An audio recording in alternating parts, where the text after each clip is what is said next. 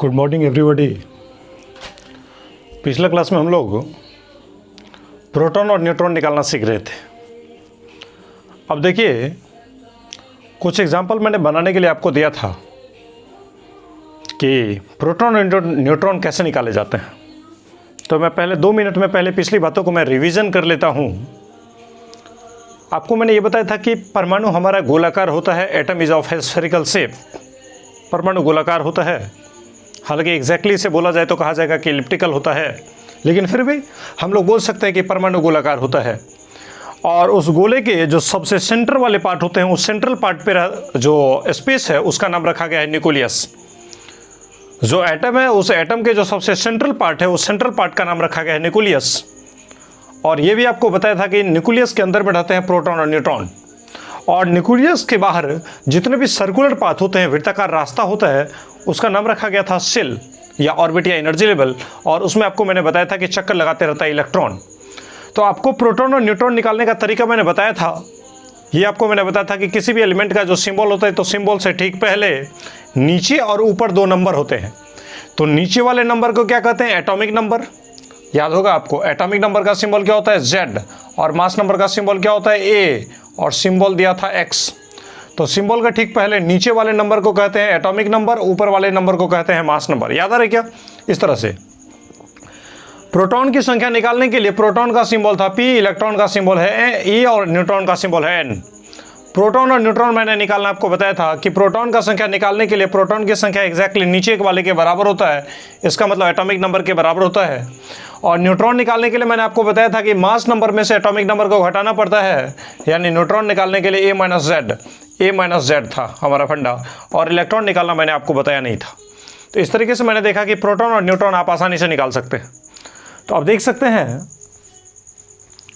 कि proton neutron निकालना मैंने बताया था। उसमें मैं एक एग्जाम्पल आपको प्रैक्टिस करवा देता हूँ, जो पिछला क्लास में होमवर्क था। आपको ये बनाने के लिए दिया गया था Mg2P2O7, और इसमें आपको पता करना है कि प्रोटॉन कितने हैं और न्यूट्रॉन कितने हैं। तो आप देख लीजिए, इसमें मैग्नीशियम के 2 एटम है, फास्फोरस के 1 एटम है और ऑक्सीजन के 7 एटम है। ये जो भी कंपाउंड है वो 3 एलिमेंट से मिलकर बना है, मैग्नीशियम, फास्फोरस और ऑक्सीजन, जिसमें मैग्नीशियम के 2 एटम है, फास्फोरस के 2 एटम है और ऑक्सीजन के कितने? 7 एटम है। अब देखिए, प्रोटॉन हो या न्यूट्रॉन हो या इलेक्ट्रॉन हो, इन तीनों की जानकारी करने के लिए, इन तीनों को निकालने के लिए आपको सबसे पहले इनके एटॉमिक नंबर और मास नंबर आपको पता होना चाहिए। तो मैं सबका जानकारी आपको साइड से लिख देता हूं। मैग्नीशियम का 12-24, फास्फोरस का 15-31, ऑक्सीजन का 8-16, ऐसा जानकारी है। अब देखिए, अगर प्रोटॉन निकालने की बात किया जाए तो प्रोटॉन कितना होगा? मैग्नीशियम के पास 12 प्रोटॉन, तो 12 लिख दिया, और संख्या कितना है? 2, तो 2 से गुना कर दो। एक मैग्नीशियम के पास 12 प्रोटॉन, तो 2 मैग्नीशियम के पास 12 गुना 2 प्रोटॉन निकल जाएगा। प्लस फास्फोरस पे आइए, तो फास्फोरस के लिए आप देखते हैं 15। फास्फोरस के पास कितना प्रोटॉन? 15। तो फास्फोरस के पास आता है 15, तो एक फास्फोरस के पास 15, तो 2 फास्फोरस के पास क्या होगा? 15 गुना 2। प्लस ऑक्सीजन के पास देखिए कितना प्रोटॉन? 8 प्रोटॉन, एटॉमिक नंबर 8, तो प्रोटॉन होगा 8। तो ऑक्सीजन के पास है प्रोटॉन की संख्या 8, तो मैंने 8 लिख दिया। और ऐसे ऐसे ऑक्सीजन कितनी बार आया है? 7 बार। तो एक ऑक्सीजन के पास 8 प्रोटॉन, तो 7 ऑक्सीजन के पास 8 गुना 7 प्रोटॉन निकलेगा। इस तरीके से आप इसको और कैलकुलेट करें तो देख सकते हैं 12 दूना 24 प्लस 15 दूनी 30 प्लस 8 सत्ते 56, 56। अब इसको आप जोड़ सकते हैं, 56 आ 4 60, आ 60 आ 20 80, आ 80 आ 30 कितना होगा? 110 हो जाएगा। इस तरीके से प्रोटॉन निकल गया। इलेक्ट्रॉन निकालना तो मैंने बताया नहीं है, न्यूट्रॉन आप निकाल सकते हैं। कैसे? तो देखिएगा, न्यूट्रॉन निकालने के लिए आप क्या करेंगे? तो न्यूट्रॉन निकालने के लिए मैग्नीशियम के पास कितना होगा? 24 - 12, तो मैग्नीशियम के पास होगा 24 - 12। तो बताइए, एक मैग्नीशियम के पास इतना न्यूट्रॉन, तो मैग्नीशियम की संख्या कितना है? 2, तो दुगुना कर दो। प्लस फास्फोरस के पास आ जाएगा 31 - 15, तो फास्फोरस के पास आएगा 31 - 15, और संख्या देखिए 2 है, तो दुगुना कर दीजिए। प्लस ऑक्सीजन के पास आएगा 16 - 8, तो 16 - 8, और संख्या कितना है? 7, तो 7 गुना कर दीजिए। इसको आप चाहे तो आराम से सॉल्व भी कर सकते हैं। देखिएगा, न्यूट्रॉन निकालने के लिए मैंने कुछ नहीं किया। न्यूट्रॉन निकालने के लिए आपका फंड है कि ऊपर वाला माइनस नीचे वाला, तो मैग्नीशियम के पास आएगा 24 - 12, 24 - 12 संख्या 2 है, 2 गुना कर दिया। फॉस्फोरस के पास आएगा 31 - 15, 31 - 15 संख्या यहाँ पे 2 था, 2 गुना कर दिया। और ऑक्सीजन के पास आएगा 16 - 8, तो 16 - 8 और संख्या कितना है 7, तो 7 गुना कर दिया। अब इसको सॉल्व करें तो 24 में से 12 गया तो 12, और 12 को 2 से गुना करेंगे तो 24, प्लस 31 में से 15 गया तो 16, और 16 दूनी कितना होगा 32, और प्लस 16 में से 8 गया तो 8, 8 × 7 = 56। इसको आप सॉल्व कर सकते हैं। 56 और 4 60, और 60 और यहाँ 20 80, 80 30 110 और 2 112, यहाँ पे 112 आ जाएगा। ये आपका न्यूट्रॉन निकल गया। इसी तरीके से आप एक और प्रैक्टिस के लिए ले लीजिए और आप इसको बना लीजिएगा। मिटा देते हैं इसको।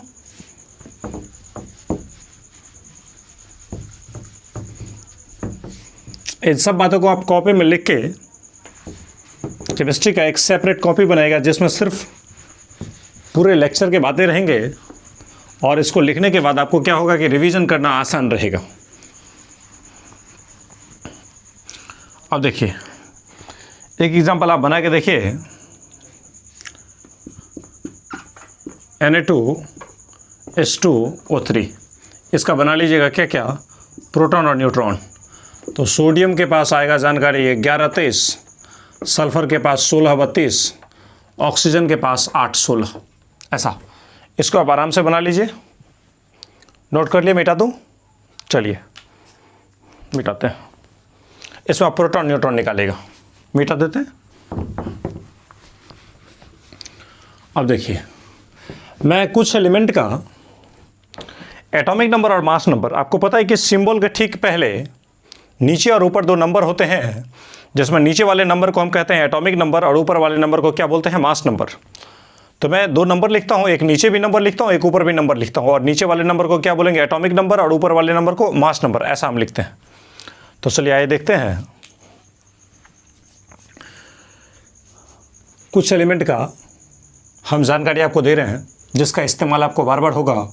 हालांकि 10th क्लास में आप 1 से 30 तक तो याद किए ही होंगे, लेकिन फिर भी मैं लिखने की कोशिश करता हूँ जो आपको अक्सर इस्तेमाल होगा। तो ये जो मैं अभी लिख रहा हूँ, इस डाटा को आप मेमोराइज़ कीजिएगा, बार बार इसको देखने की कोशिश कीजिएगा। तो हाइड्रोजन लिखा H11, फिर से यहाँ लिखा हीलियम 2 4, लिथियम 3 7, बेरिलियम 4 9, बोरॉन 5 11, ये हो गया। Carbon 6 12, nitrogen 7 14, oxygen 8 16, fluorine 9 19, neon 10 20, ऐसा। Sodium 11 23, magnesium 12 24, aluminium 13 27, silicon 14 28, phosphorus 15 31, sulphur 16 32, phosphorus तक ही रहने दीजिए।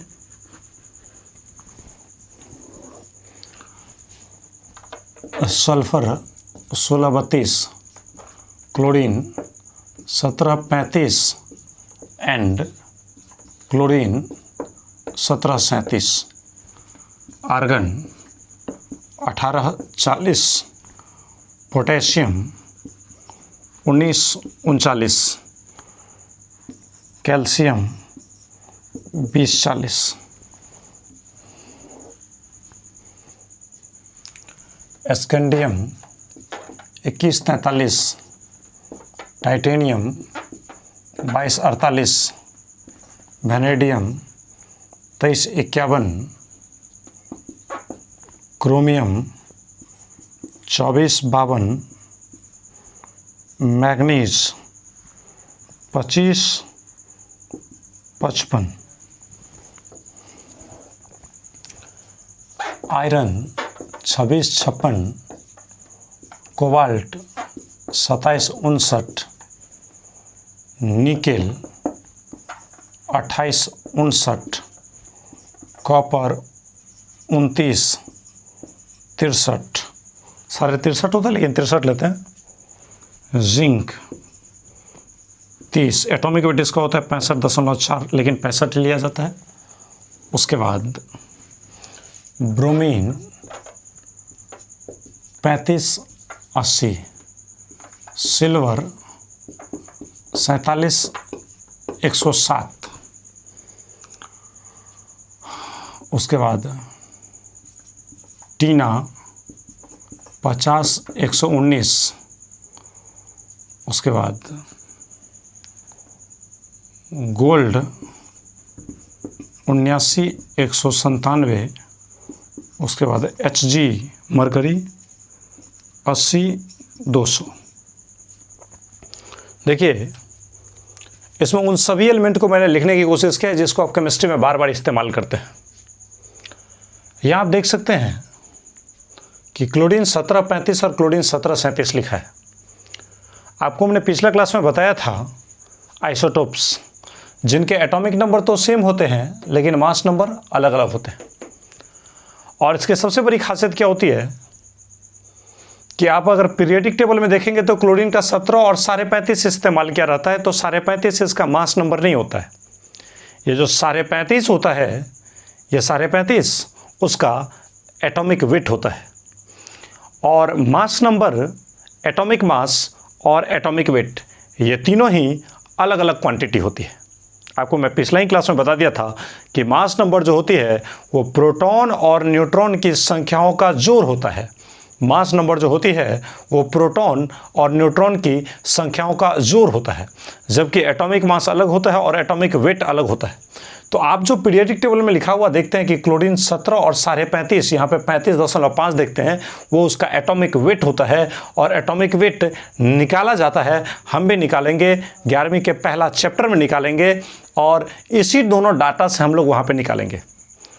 खासियत इन दोनों में ये होता है कि जो 35 वाला होता है क्लोरीन का आइसोटोप, ये 75% पाया जाता है और ये जो 37 वाला होता है ये 25% पाया जाता है। देखिए क्लोरीन का जो ये 35 वाला है आइसोटोप, ये दुनिया में 75% पाया जाता है और ये 37 वाला जो होता है वो 25% पाया जाता है। मतलब मैं आपको ये कहना चाह रहा हूँ कि आखिर ये 25% भी कुछ कम डाटा नहीं है कि जिसको हम नेगलेक्ट कर ले। जैसे कि हालांकि हम बोल सकते हैं कि कार्बन 12 को देखिए, कार्बन 612, इस कार्बन 612 को देखिए 612,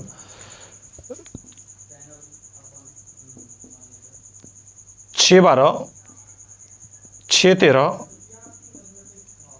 614।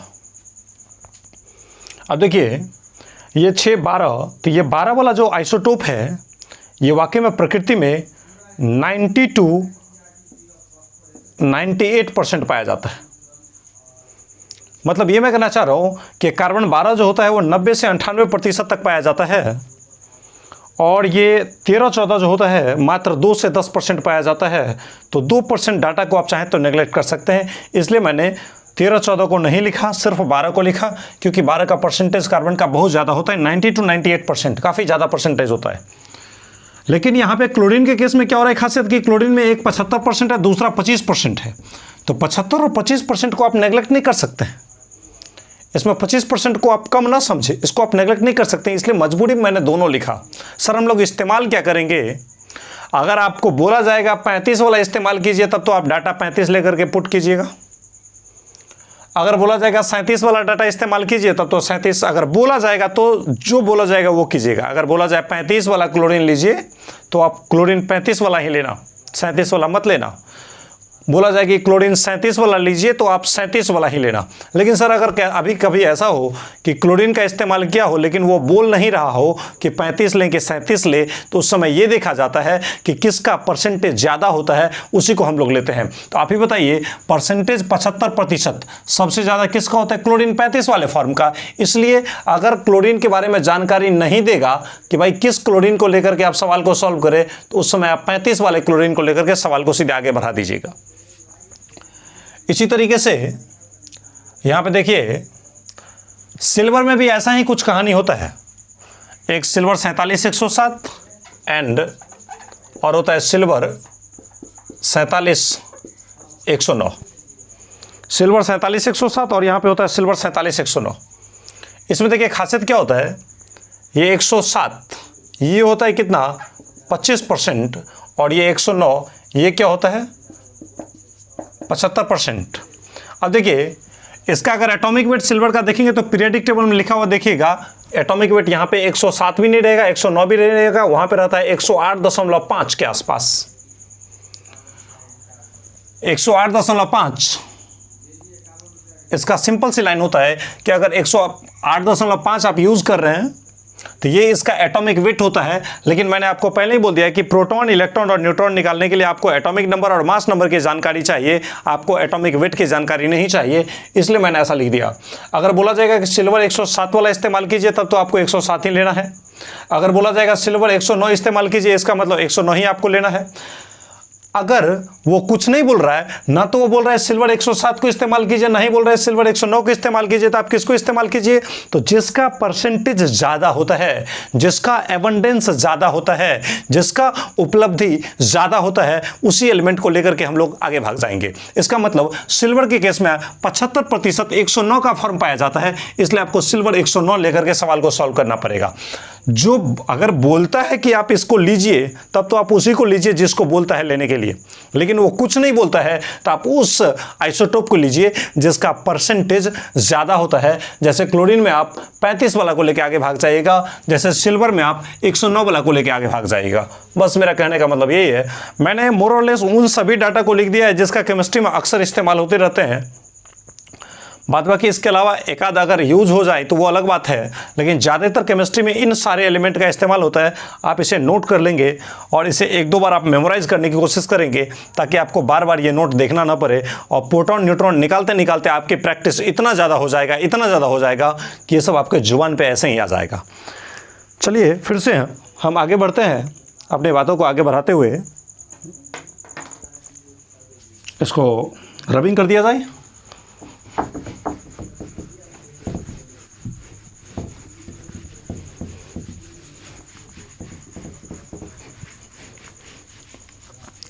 देखिए अब मैं कुछ लाइन लिखता हूं।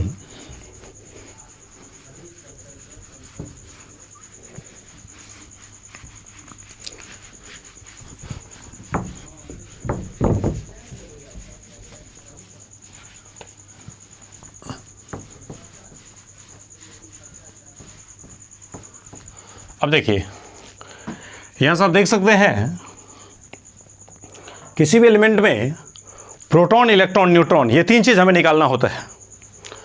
अब प्रोटॉन न्यूट्रॉन निकालना तो आप सीख चुके हैं कि प्रोटॉन निकालने के लिए आपको नीचे वाले नंबर के बराबर लेना पड़ता है और न्यूट्रॉन निकालने के लिए ऊपर वाला माइनस नीचे वाला करना पड़ता है। अब इलेक्ट्रॉन कैसे निकालेंगे? तो मैं कुछ लाइन लिखता हूं, उस लाइन को पहले समझने की कोशिश कीजिए, फिर वहां से इलेक्ट्रॉन निकालना सीख जाएंगे, उसके बाद धुआंधार प्रैक्टिस। जैसे देखिए अगर बोल दिया जाए प्रोटॉन इज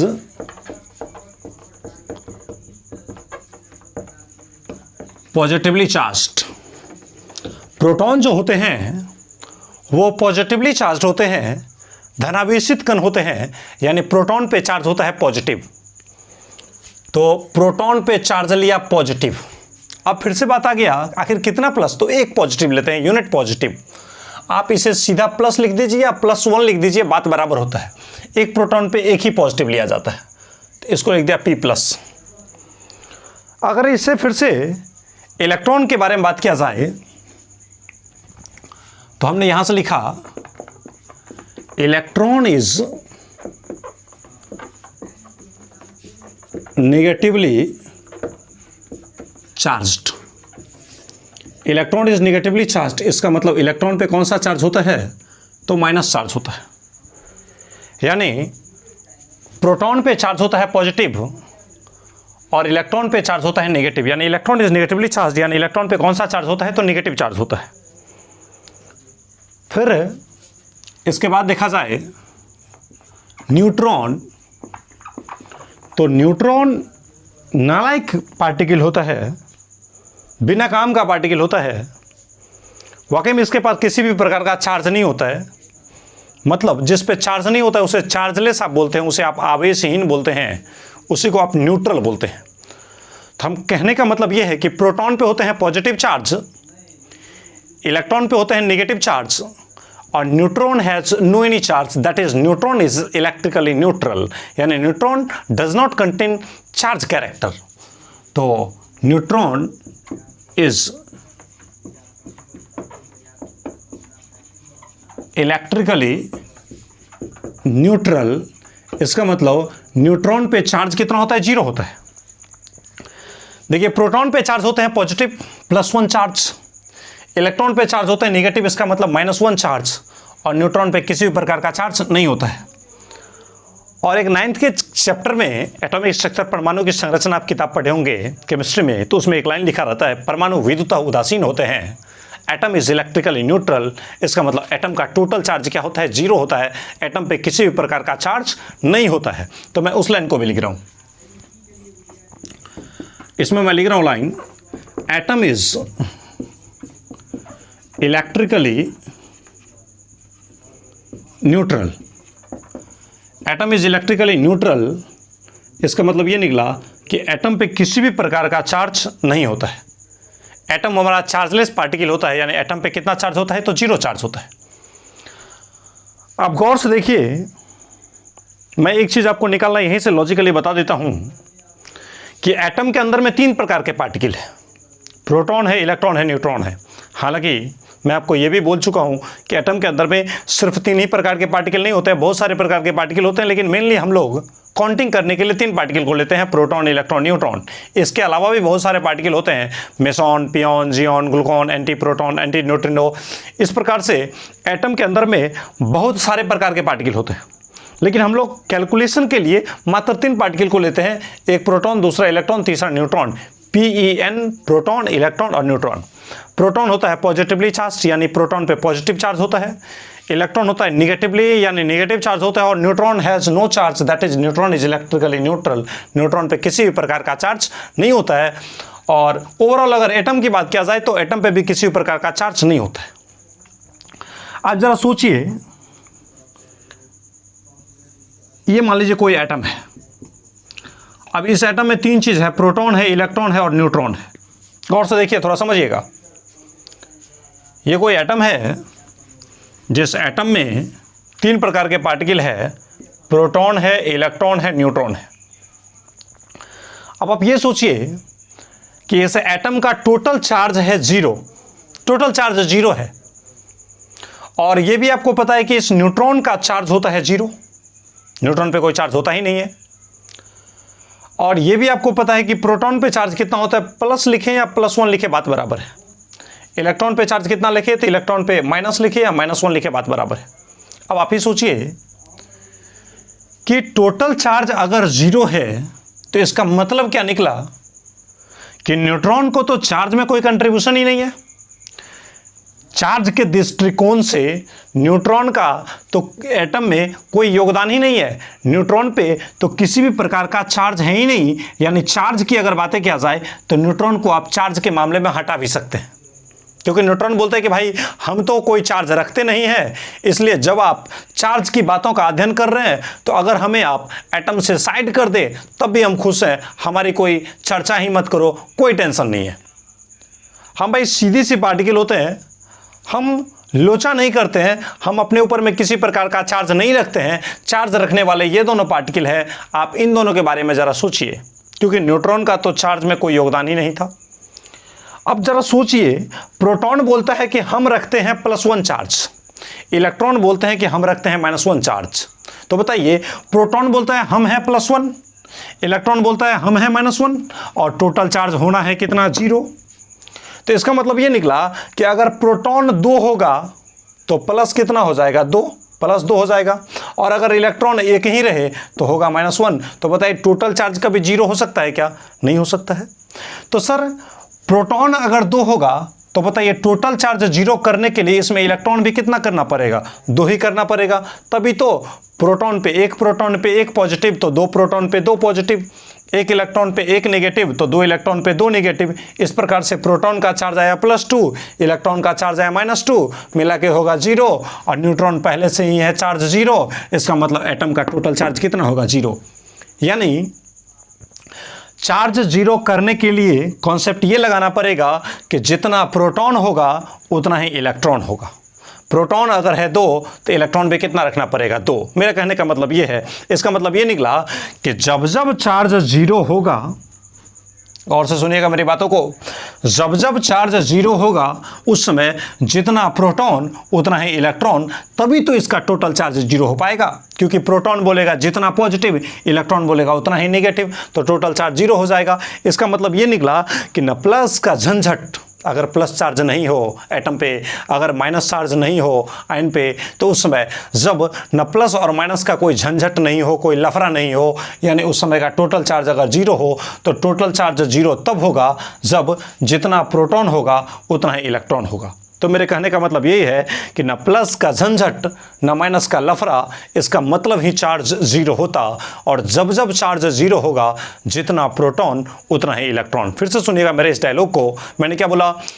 न प्लस का झंझट न माइनस का लफड़ा, न प्लस का झंझट न माइनस का लफड़ा, इसका मतलब ही चार्ज 0 होता, और जब जब चार्ज 0 होगा उस समय जितना प्रोटॉन उतना ही इलेक्ट्रॉन, यानी जितना पॉजिटिव उतना ही नेगेटिव। बात सही है।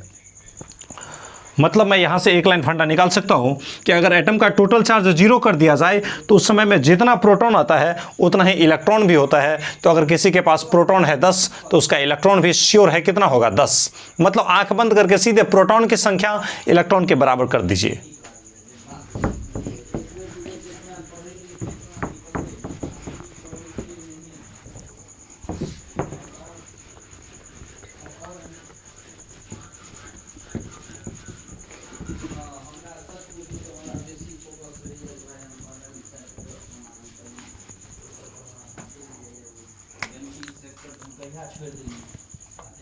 इसमें लिख सकते हैं इन ए न्यूट्रल एटम और molecule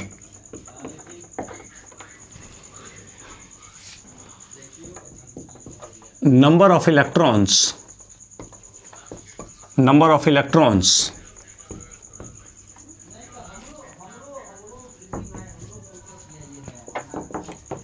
is equal to number of protons। देखिए, अगर प्रजाति का टोटल चार्ज 0 हो इन न्यूट्रल एटम और मॉलिक्यूल, कोई एटम हो जिस पे चार्ज 0 है, कोई मॉलिक्यूल है जिस पे चार्ज 0 है, यानी चार्ज का नामो निशान नहीं है, मतलब ना प्लस का झंझट है ना माइनस का लफड़ा है, किसी प्रकार का चार्ज नहीं है, तो उस न्यूट्रल एटम या मॉलिक्यूल में नंबर ऑफ इलेक्ट्रॉन्स, इलेक्ट्रॉन की संख्या इज इक्वल टू, वो बराबर होते हैं किसके? तो नंबर ऑफ प्रोटॉन्स, प्रोटॉन की संख्या के बराबर। यानी अगर किसी स्पीशीज का टोटल चार्ज 0 है तो उन प्रजाति पे जितना प्रोटॉन होगा उतना ही इलेक्ट्रॉन भी होगा। तो इस तरीके से आप इलेक्ट्रॉन निकाल सकते हैं। कैसे? तो मैं बताइए, एक दो एग्जाम्पल मैं आपको लेके बताता हूँ। आपको एक बात तो पता होगा कि प्रोटॉन की संख्या निकालने के लिए आपको एटॉमिक नंबर के बराबर जाना पड़ता है, और न्यूट्रॉन निकालने के लिए ऊपर वाला माइनस नीचे वाला, इसका मतलब mass number minus atomic number करना पड़ता है। और इलेक्ट्रॉन, मैंने क्या बोला कि अगर चार्ज 0 है, यानी अगर न्यूट्रल है, तो उस केस में क्या होगा कि जितना प्रोटॉन उतना ही इलेक्ट्रॉन हमारा निकल जाएगा। यही हमारी बस कहानी रहेगी। तो आप देख सकते हैं, जैसे मैंने लिया क्या चीज़, H2O2 हाइड्रोजन पेरोक्साइड, इसको लिया। इसमें 3 चीज़ निकालना है, प्रोटॉन, इलेक्ट्रॉन, न्यूट्रॉन। इस तरीके से हाइड्रोजन पेरोक्साइड लिया है, इसमें आपको क्या निकालना है? 3 चीज़ निकालना है, प्रोटॉन, इलेक्ट्रॉन और न्यूट्रॉन। तो इसका निकालने के लिए आपको मैंने क्या बोला था कि जो जो एटम है सबसे पहले उसका जानकारी होना चाहिए। तो जानकारी मैं इससे पहले लिख चुका हूँ। इसमें हाइड्रोजन और ऑक्सीजन 2 एलिमेंट है। हाइड्रोजन का एटॉमिक नंबर कितना है? 2, और ऑक्सीजन का भी एटॉमिक नंबर कितना है? 2। तो सर जानकारी के लिए अगर लिखा जाए हाइड्रोजन 1 ऑक्सीजन 8 16, ऐसा मैंने लिख दिया। तो आप देख सकते हैं कि हाइड्रोजन का एटॉमिक नंबर है 2, तो यहाँ से हाइड्रोजन के पास कितना प्रोटॉन? एक प्रोटॉन। नीचे वाला जो नंबर है उसको बोलते हैं एटॉमिक नंबर, यानी हाइड्रोजन का एटॉमिक नंबर है 1 और मास नंबर भी है 1। ऑक्सीजन का एटॉमिक नंबर है 8 और मास नंबर कितना है? 16। तो प्रोटॉन की संख्या जो होता है वो एटॉमिक नंबर के बराबर होता है।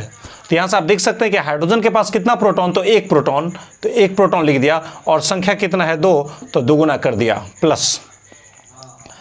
ऑक्सीजन के पास देखा जाए तो ऑक्सीजन के पास कितना प्रोटॉन? 8 प्रोटॉन, तो लिख दिया ऑक्सीजन के पास 8 प्रोटॉन, और संख्या कितना है? 2, तो दुगुना कर दिया प्लस। फिर से यहाँ पे 1 दूनी 2 प्लस 8 दूनी 16, तो 16 और 2 कितना होगा? 18। अब देखिए ज़रा एक छोटा सा बात सोचिएगा मेरा, जैसे देखिए H पे लिखा जाए, H पे लिखा जाए और H लिखा जाए। देखिए इस हाइड्रोजन पे चार्ज कितना है? -1। इस हाइड्रोजन पे चार्ज कितना है? -1। और इस हाइड्रोजन पे चार्ज कितना है? +1 +1। और इस हाइड्रोजन पे सर कोई चार्ज दिख नहीं रहा है, न लिखता ना दिखता ना होता, न लिखता न दिखता शायद ना होता। इसका मतलब अगर चार्ज होता तो लिखता तो दिखता तब ना अपन बोलता। मेरे कहने का मतलब समझिएगा, अगर यहाँ चार्ज होता तो लिखता तो मुझे भी दिखता तब मैं बोलता। इसका मतलब यहाँ पे चार्ज है। जैसे यहाँ पे चार्ज है, -1 चार्ज है, जैसे यहाँ पे चार्ज है, +1 चार्ज है, लेकिन सर इस पे चार्ज ना लिखता ना दिखता ना बोलता, इसका मतलब चार्ज है ही नहीं। इसका मतलब जहाँ पे चार्ज ना लिखा रहे, इसका मतलब समझिए वहाँ पे चार्ज क्या है? 0 है। इसका मतलब यहाँ पे किसी भी प्रकार का न झंझट है न लफड़ा है। देखिए यहाँ पे प्लस का झंझट है, यहाँ पे माइनस का लफड़ा है, लेकिन यहाँ पे क्या है? न प्लस का झंझट न माइनस का लफड़ा। इसका मतलब ही चार्ज 0 होता। और जब जब चार्ज 0 होगा तो जितना प्रोटॉन उतना ही इलेक्ट्रॉन। यहाँ से बता रहा है लाइन कि जब जब चार्ज 0 होगा उस समय जितना प्रोटॉन उतना ही इलेक्ट्रॉन। अब गौर से देखिए इस फंडा को, देखिए आप यहाँ पे कि सर इस स्पीशीज पे, इस मॉलिक्यूल पे न प्लस है न माइनस है। तो मैंने क्या बोला कि न प्लस का झंझट न माइनस का लफड़ा। इसका मतलब ही चार्ज 0 होता। और जब जब चार्ज 0 होगा उस समय जितना प्रोटॉन उतना ही इलेक्ट्रॉन, यानी प्रोटॉन है 18 तो इलेक्ट्रॉन भी कितना होगा? 18। और न्यूट्रॉन निकालने के लिए आप जानते हैं, न्यूट्रॉन निकालने के लिए हमारा एक ही फंडा काम करता है, ऊपर वाला माइनस नीचे वाला। तो हाइड्रोजन के पास देखिए कितना होगा? 1 - 1, तो लिखा 1 - 1, और संख्या कितना है? 2, दुगुना कर दो प्लस। ऑक्सीजन के पास है 16 - 8, तो लिख दिया 16 - 8, और संख्या कितना है? 2, तो दुगुना कर दो। इस तरीके से 1 में से 1 गया तो 0, 0 को 2 से गुना करेंगे तो 0, 0 प्लस 16 में से 8 गया तो 8, 8 दूनी कितना होगा? 16, तो यहाँ से निकल जाएगा 16, यानी यहाँ से आ गया न्यूट्रॉन 16। जिस प्रकार से एक एग्जाम्पल दिया उसी प्रकार से मैं अगला एग्जाम्पल लेता हूँ। 2-3 एग्जाम्पल मैं लेता हूँ, 2-3 एग्जाम्पल आप प्रैक्टिस करके बनाएंगे अवश्य। चलिए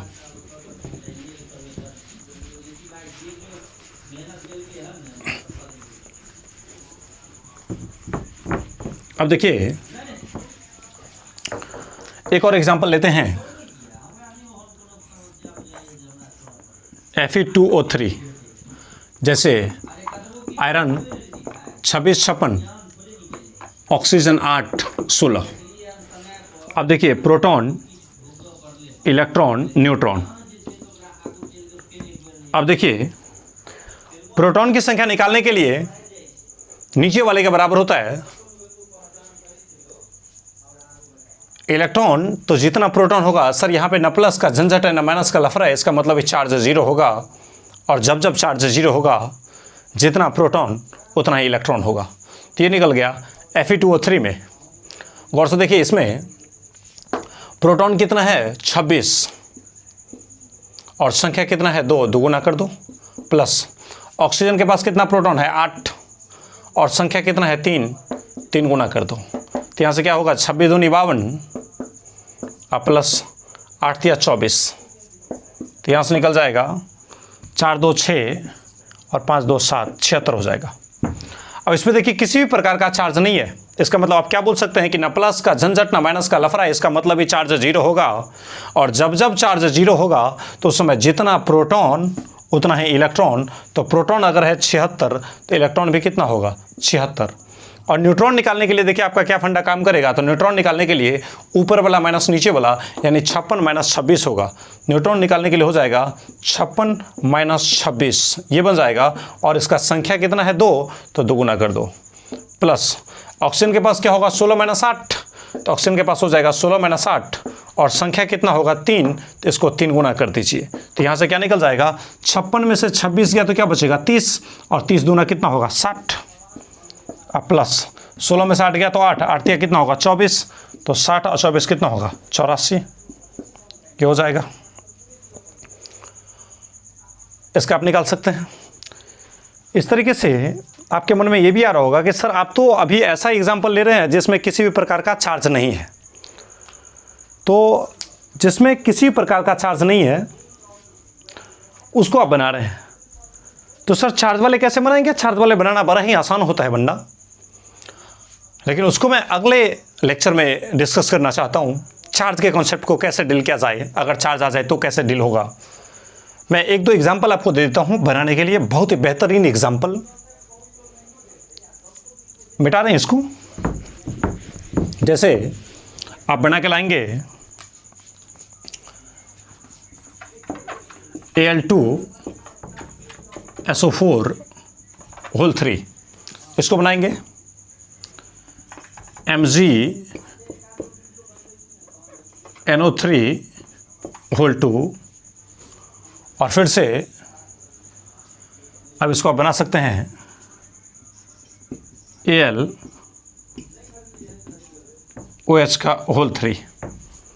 और बाद में कि इसके जानकारी के लिए एल्युमिनियम का आपको दिया गया है 1327, सल्फर के लिए 1632, ऑक्सीजन के लिए 816, मैग्नीशियम 1224, नाइट्रोजन 714, ऑक्सीजन 816, AlOH तो एल्युमिनियम है OH।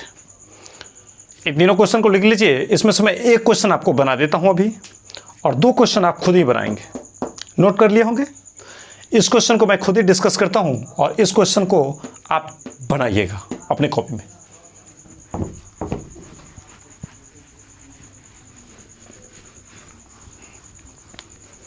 अब देखिए Al2SO4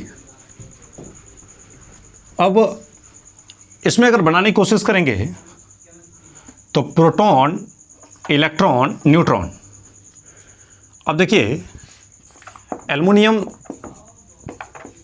1327, सल्फर 1632, ऑक्सीजन 816 ये मैंने निकाला है। अब देखिए एल्युमिनियम के पास प्रोटॉन की संख्या अगर देखा जाए तो 13 लिख दिए और 2 एटम है 2 गुना कर दिया, प्लस Al2 का निकल गया। अब देखिए SO4 का होल 3, ये SO4 का होल 3 है। तो SO4 का होल 3 में आप 2 तरीके से इसको बना सकते हैं।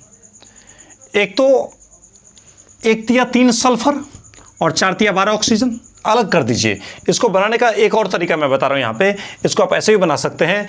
Al2 और सल्फर कितनी बार होगा तो देखिए SO4 यूनिट कितनी बार रिपीट हो रहा है 3 बार रिपीट हो रहा है। तो या तो इस 3 से इन दोनों में गुना कीजिए और अलग अलग कर दीजिए, सल्फर को अलग ऑक्सीजन को अलग। तो Al2S को 1 को तिगुना करेंगे तो 3, तो सल्फर हो जाएगा 3 और ऑक्सीजन कितना हो जाएगा तो 4 या 12 तो ऑक्सीजन हो जाएगा 12। और इसका निकालना तो आप आराम से बना सकते हैं।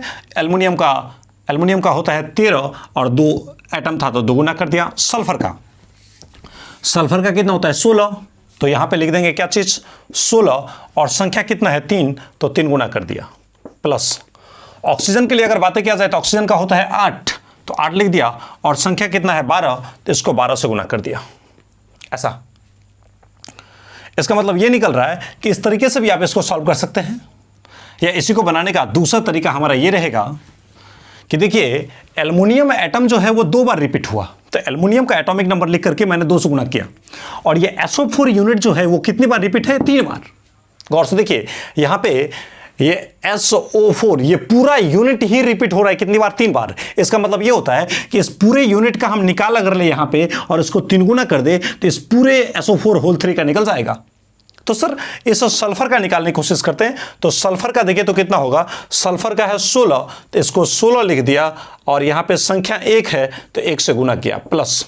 ऑक्सीजन के पास देखा जाए तो प्रोटॉन की संख्या है 8, तो यहाँ पे लिख दिया 8 और संख्या कितना है 4, तो 4 गुना कर दिया। और देखिए इस SO4 का मैंने ब्रैकेट में यहाँ पे निकाल लिया है, लेकिन ये SO4 यूनिट कितनी बार रिपीट हो रहा है, 3 बार रिपीट हो रहा है, तो इसको 3 से गुना करना पड़ेगा। अब देखिए यहाँ से 13 दूनी 26 आ जाएगा प्लस 16 प्लस 8 चौका 32 और यहाँ पे 3 गुना कर, इसको सॉल्व कर दीजिए। तो इसको सॉल्व करेंगे तो यह आ जाएगा 26 प्लस 2 अच्छे 8 और 3 1 4 48 को 3 गुना कीजिए। तो देखिए 26 प्लस 50 दिया 150, जिसमें से 6 घटाना है तो कितना होगा 144। 3 8 24 4 और 3 चौका 12 2 14 और 144 और 6 50 और 20 कितना होगा 70, तो आ जाएगा 170 आ जाएगा। अब इसका मतलब देखिए इसके पास प्रोटॉन अगर है 170, तो आप ये बात जान रहे हैं कि इस पर किसी भी प्रकार का चार्ज नहीं है। तो आप जानते हैं कि ना प्लस का झंझट ना माइनस का लफड़ा, इसका मतलब ही चार्ज 0 होता। और जब जब चार्ज 0 होगा उस समय जितना प्रोटॉन उतना ही इलेक्ट्रॉन। तो अगर प्रोटॉन आया 170 तो इसका मतलब इलेक्ट्रॉन भी कितना होगा 170। और न्यूट्रॉन निकालने के लिए तो आप फंडा जानते हैं कि ऊपर वाला माइनस नीचे वाला, तो एल्युमिनियम के पास कितना होगा 27 माइनस 13। तो 27 में से आप डायरेक्ट इसको बना रहे हैं या ऐसे भी बना सकते हैं। तो 27 में से 13 जाएगा तो कितना होगा 14 और 14 को कितना से गुना करना पड़ेगा 2, तो 14 गुना 2 लिख दिया प्लस। अब देखिए इस SO4 का ब्रैकेट में निकाल देते हैं और उसका 3 गुना कर देंगे। तो ब्रैकेट में निकाल रहे हैं। सल्फर के पास देखिए कितना होगा 32 माइनस 16 कितना होगा 16, तो 16 लिख दिया और इसको गुना कैसे करेंगे 1 से, तो 1 से गुना कर दिया प्लस। ऑक्सीजन के पास देखिए तो 16 माइनस 8 कितना होगा 8 और संख्या कितना है 4, तो 8 को गुना कर देंगे 4 से। और ये पूरा यूनिट ही रिपीट हो रहा है कितनी बार 3 बार, तो इसको 3 से गुना कर दिए। अब देखिए क्या हो रहा है 14 को 2 से गुना करेंगे तो 28, तो 28 लिख दिया प्लस 16 को 1 से गुना करेंगे तो 16 और 8 चौका 32, तो यहाँ पे आ जाएगा 16 और यहाँ आ जाएगा 32। इसको सॉल्व करने के बाद क्या आ जाएगा 28 प्लस 32 16 कितना होता है 48 और 48 को 3 से गुना करेंगे, 48 को 3 से गुना करने से आता है 144, तो 144 और इसको जोड़ करके सॉल्व कर दीजिए। प्रोटॉन इलेक्ट्रॉन न्यूट्रॉन तीनों निकल गए। तो बाकी जो मैंने 2 एग्जाम्पल दिया उस दोनों एग्जाम्पल को आप बनाइए और इससे अगला क्लास में एक चार्ज के कॉन्सेप्ट को सीखते हैं कि अगर पॉजिटिव चार्ज आ जाएगा तो क्या करेंगे, नेगेटिव चार्ज आ जाएगा तो क्या करेंगे, कैसे प्रोटॉन इलेक्ट्रॉन न्यूट्रॉन निकलेगा। और एक मॉलिक्यूल में अगर डॉट लिखा हो, जैसे आप देख लीजिए अगर बोल दिया जाए MgCl2.5H2, अब इस मॉलिक्यूल का अगर प्रोटॉन इलेक्ट्रॉन न्यूट्रॉन निकालने के लिए बोला जाए, यानी इसको वाटर क्रिस्टलाइन फॉर्म कहा जाता है। तो वाटर अगर क्रिस्टलाइन फॉर्म में अगर मॉलिक्यूल में आ जाए, कंपाउंड में आ जाए, तो उसका प्रोटॉन इलेक्ट्रॉन न्यूट्रॉन किस तरीके से निकालेंगे। तो इससे जो अगला क्लास होगा ये बहुत ही बेस्ट क्लास होगा, जिसमें आप आयन का प्रोटॉन इलेक्ट्रॉन न्यूट्रॉन निकालना सीखेंगे और हाइड्रेटेड मॉलिक्यूल के प्रोटॉन इलेक्ट्रॉन न्यूट्रॉन किस प्रकार से निकाले जाते हैं उसको सीखेंगे। अगर ये वीडियो आई हो समझ में तो पक्के से लाइक करें और हमारे चैनल से लगातार सेवा लेने के लिए इस चैनल को अवश्य शेयर और सब्सक्राइब करें। 11वीं और 12वीं के चैप्टर वाइज लेक्चर दिए जा रहे हैं, आप आराम से उन सभी बातों को समझने की कोशिश करें और साथ ही साथ कॉपी पे नोट भी करें। मिलते हैं फिर से अगले क्लास में। Thank you.